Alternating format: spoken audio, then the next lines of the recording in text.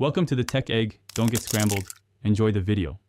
You will begin by confirming compatibility and clearing physical blocks. First, update your phone so the face algorithm is current and open settings biometrics and security. Choose face recognition.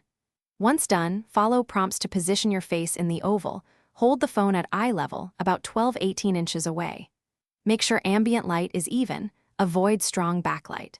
The phone scans key facial landmarks to create a secure template, so steady. Neutral expression helps the system capture accurate data. You should now refine the recognition by adding variations. If you wear glasses or habitual accessories, enroll additional scans to reduce false rejects. Repeat the guided captures with each look. Next, enable attention-aware options so the phone checks for your eyes before unlocking, which balances convenience versus security. Also, connect wake gestures like double tap to wake, so unlocking is quicker. Make sure a strong PIN or fingerprint is registered as backup. Face unlock can fail in low light or odd angles, so fallback matters.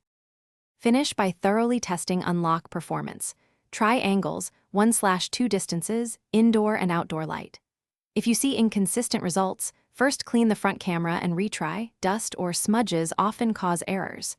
When problems persist, delete and re-enroll face data to refresh the template. Also, make sure app-specific security settings match your needs. For banking apps, you may prefer PIN or fingerprint. One key troubleshooting tip: reboot the phone after re-enrolling. This can resolve permission or sensor conflicts immediately. Thanks for watching. Consider subscribing if I helped unscramble your problems.